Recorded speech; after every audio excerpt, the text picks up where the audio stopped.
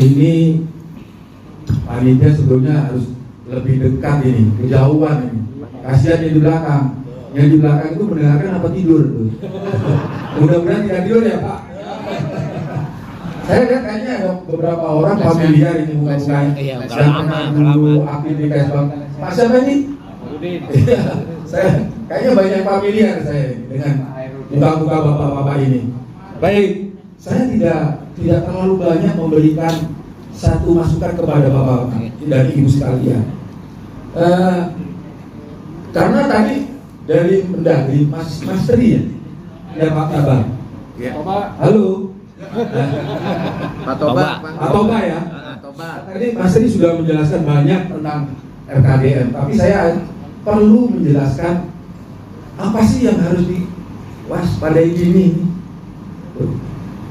Saya hanya menambah aja. Baik Pak, ini animasi ya. Ini kenapa kita perlu deteksi dini? Tidak hanya di Jakarta saja, tetapi untuk berlaku seluruh Indonesia. Nih, pengaruh saja gimana tatanan masyarakat dunia tanpa batas, ingat, tanpa batas. Jakarta kota global berjuta tanpa batas. Ini tidak bisa dihindari. Membutuhkan baik barang, teknologi, tenaga asing, kegiatannya sebagai pekerja, berdagang, dan ada yang melakukan kegiatan pelanggaran hukum. Ini terjadi Pak. Coba orang-orang kulit hitam dari Afrika, mereka berdagang di Tanah Abang, tapi ada yang melakukan pelanggaran hukum, menjual narkoba. Ini fakta yang sudah waktu saya kepala Kesbang sudah ada seperti itu. Kedua, di lain pihak perkembangan itu mempengaruhi cara berpikir setiap orang menggunakan hal yang terjadi di negara kesatuan. Sehingga banyak masyarakat khususnya kaum muda ya, yang disebut milenial, hedonisme, individual, arogan, yang tidak sesuai dengan norma-norma kehidupan sosial bangsa. Ini fakta mempengaruhi lingkungan kita, ego dengan adanya gadget ini, ya kan? Bayangin Pak, anak sekarang itu, hati-hati Bapak yang punya apa ini internet di rumah, walaupun tidak tahu passwordnya, anak muda itu bisa mengambil password. Iya, bukan hacker Pak, dia tahu bagaimana internet Bapak itu dihabisin sama mereka. Itu sudah teknologi majunya seperti itu. Bobo. Jangan-jangan logo saya, internet saya kok bayarnya banyak. Itu tolong diwaspadai. Kalau umpamanya anak muda sedang nongkrong di depan rumah ibu, bapak, itu kadang-kadang sudah mengambil internetnya bapak. Iya, sudah majunya teknologi seperti itu. Saya sudah mengamati seperti itu. Password tembus. Password tembus. Jadi sudah arogan. Coba kalau ditegur, sekarang lebih galak mereka kan, walaupun salah. Nah ini satu harus diwaspadai. Lanjut. Indonesia merupakan negara kepulauan, 17.500 pulau. Ya gitu. 300 kelompok suku bangsa, 580 bahasa dialek, 5 agama yang diakui dengan jumlah penduduk kurang lebih sekarang mencapai 281 sekian, menjadi 80. Ini masalah juga. Sekarang kita namanya kasus Sampit, maaf ya bapak-bapak dari Madura yang tersinggung, kasus Sampit itu kan berbeda gaya kan, karakter, mungkin tidak bisa menyesuaikan waktu di Sampit. Akhirnya terjadi konflik yang sangat-sangat mengerikan, sangat miris. Sampai nggak tahu ya, mudah-mudahan tidak, orang Sampit tidak sedendam sampai sekarang terhadap orang Madura. Ini karena perbedaan itu dialek, karena karakter. Ini harus diwaspadai. Mungkin di bapak lingkungan bapak juga seperti itu. Gitu. Ya. Lanjut, ya. Bukan mencatat, tak dulu, lagi, balik lagi. Nah ini, Wilayah Indonesia merupakan negara yang paling rawan, ya, nomor 2 setelah Tahiti terhadap bencana di dunia berdasarkan data yang dikeluarkan oleh Badan Kesehatan Bangsa-Bangsa. Nih, seperti gempa atau tsunami. Ini harus dideteksi dini juga. BMKG, Pak. Iya, kalau BMKG, tapi kita umpamanya waspada. Kalau kita kan cenderung di Jakarta itu, kalau sudah dikatakan, Katulampa sudah siaga 2. Oh iya. Itu kalau menurut saya, waktu saya kepala BPBD, ada 56 kelurahan langganan banjir. Iya. 56. Titik banjir. Kalau sudah Katulampa siaga 2, Iya. siaga 1, 56 itu mesti banjir. Banjir kiriman. Siap-siap. Dan jelas harus diketahui oleh Bapak dan pahami Bapak bahwa Jakarta itu tidak bisa lepas dari banjir. Iya. Kenapa? Karena bentuknya kayak mangkok. Nih, sekarang bagaimana mengatasinya? Bagaimana banjir itu lebih cepat surut? Itu teknologinya. Kalau lepas banjir nggak mungkin Jakarta.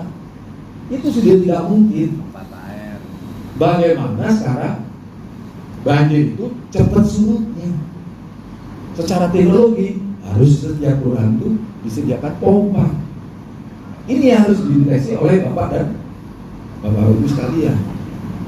Kenapa saya tidak hanya masalah konflik, tapi masalah bencana harus menjadi bahan perhatian. Ya.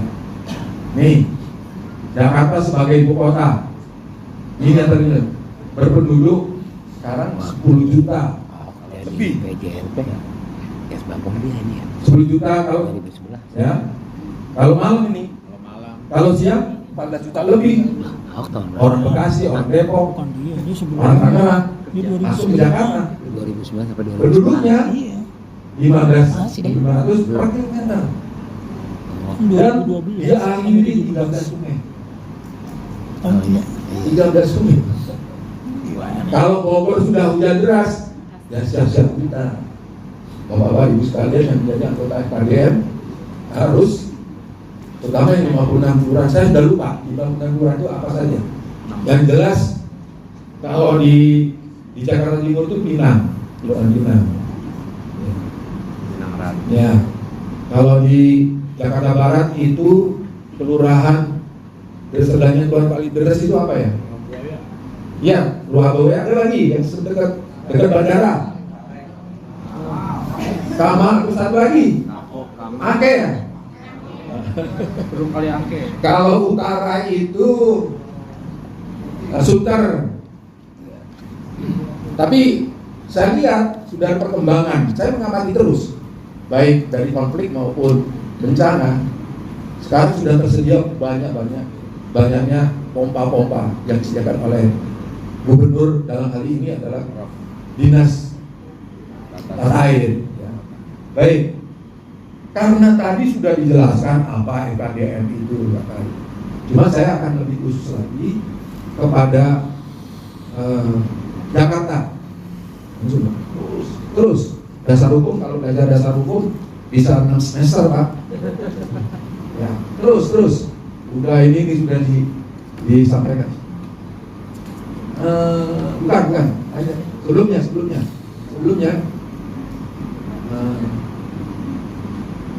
Ini ya. Lanjut lagi dikit. Lagi.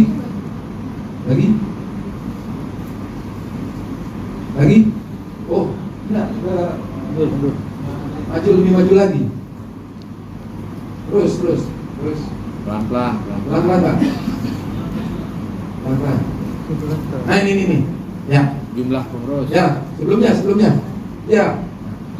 Ini saya jelaskan supaya masa bakti 5 tahun dan tidak boleh 2 periode. Berturut-turut. Ini untuk DKI ya. Susunannya adalah 1 orang rangkap anggota, 1 orang sekali dan anggota sesuai kebutuhan. Lanjut. FKDM provinsi jumlahnya 15 orang. Untuk kota, kabupaten dan administrasi dan kota ya itu 11 orang. Kecamatan 9 orang, kelurahan 7 orang. FKDM provinsi ya, dan FKDM kota ditetapkan oleh keputusan gubernur. Kecamatan FKDM kelurahan ditetapkan oleh wali kota. Ini tambahan saja, hanya untuk kawasan saja. Baik, saya langsung ke masalah. Sebenarnya tentang kewaspadaan ini banyak timnya. Ada tim kewaspadaan dini tingkat provinsi, tingkat kabupaten, dan tingkat kota, tingkat kecamatan. Ada lagi Kominda, Komunitas Intelijen Daerah. Pak Subianto sebagai anggota juga itu Kominda. Sebenarnya banyak sekali bagaimana lembaga-lembaga yang melakukan deteksi dini itu banyak sekali. Nih, sekarang hambatannya masih adanya, ini hambatannya ini, termasuk apa yang disampaikan pasal minggu tadi, Pak, dan Bapak yang dari mana? Jakarta Barat ya. Hambatannya masih adanya pasangan deteksi dini belum efektif karena kurangnya kerjasama, koordinasi, komunikasi antara anggota FKDM dengan masyarakat sekitar, dengan pemerintah setempat dan pihak yang berwenang. Yang kedua, ini masih adanya kemampuan anggota FKDM terbatas dalam melaksanakan deteksi dini, koordinasi dan pelaporan karena kan sistem penerimaan yang belum optimal dan kurangnya pembinaan tentang kemampuan. Pernah nggak ada latihan? Iklan? Jarang. Seharusnya ada, sudah mulai ada. Saya meninggalkan Kesbang itu sudah sejak 2011. Ya. Masih terbatasnya anggaran yang diberikan pemerintah daerah sesuai tingkatannya. Ya Pak. Tapi jangan menuntut jadi PJLP Pak. Bapak absen terus nanti. Masuk jam 7 pulang jam 4. Mau nggak? Iya. Dan ada batasan umurnya. Nah, lewat. Lewat. Ya. Jadi itu masalah-masalahnya Pak. Ya, siap. Saya berserah aja. Saya tidak menyebutkan lembaga apapun. Kadang-kadang kita membuat sesuatu itu ya, harus ada evaluasi. Ya. Harus apa sih kekurangannya? Saya sering ikut merancang keputusan Mendagri itu sering diundang oleh Mendagri. Tetapi kadang-kadang tindak lanjutnya kok nggak ada. Sering itu. Nah ini kan termasuk FKDM. Benar Bapak dan Ibu sekalian tadi itu sudah menyampaikan kepada Mas Tri tadi. Iya. Harus diseriusi. Dan pemerintah daerah juga harus serius juga. Malah tadi dikatakan di Papua masih ada yang belum terbentuk. Padahal di situ sangat rawan sekali kan Pak. Saya tanya sekarang, kasus di Sungai Bambu ya, dan kemarin yang narko satu masyarakatnya ditangkap khusus kasus narkoba ketahuan oleh FKDM.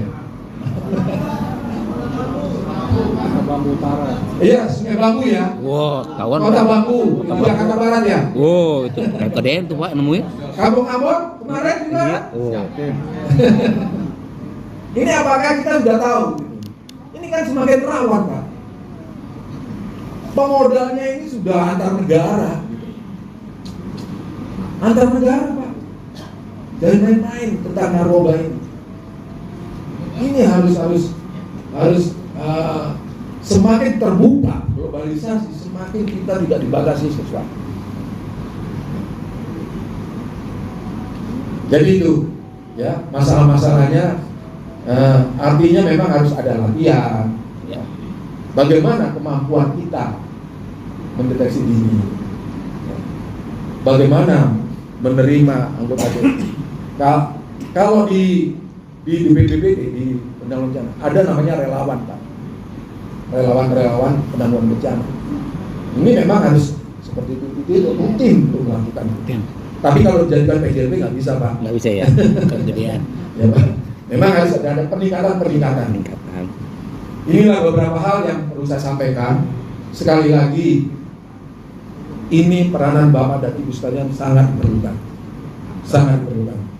Jadi tugas bukan hanya anggota DPR, tetapi semua masyarakat yang ada di lingkungan masing-masing. Betul kata Bapak. Sekarang orang yang berbuat jahat mengerikan, Pak. Meneror orang-orang yang melaporkan. Padahal itu benar. Nah ini kan harus dibahas. Bagaimana perlindungannya? Bagaimana? Nah ini kan bisa dilakukan melalui tim kewaspadaan dini dan Kominda. Bagaimana orang yang melaporkan supaya terlindungi? Ya kan? Jangan kan gitu. Sekarang kan ada RPCK, orang yang jadi saksi harus dilindungi. Itu pasti diteror, Pak. Zaman sekarang nggak peduli, semakin terbuka. Ya. Banyak kasus sekarang itu sudah kelihatan membunuh bebas. Ya ini artinya satu karakter yang berkembang di negara kita. Dan ini tidak hanya di Indonesia saja. Ingat nggak? Donald Trump kampanye ditepeleng dari belakang. Tembak. Bukan tembak, ditepeleng juga. Iya. Bayangin tuh. Toyor. Nggak peduli, Pak. Ya artinya ini mudah-mudahan Bapak Ibu orang-orang yang lebih bijak, lebih mengetahui segala sesuatu dan tidak bertindak anarkis. Saya kira itu. Terima kasih.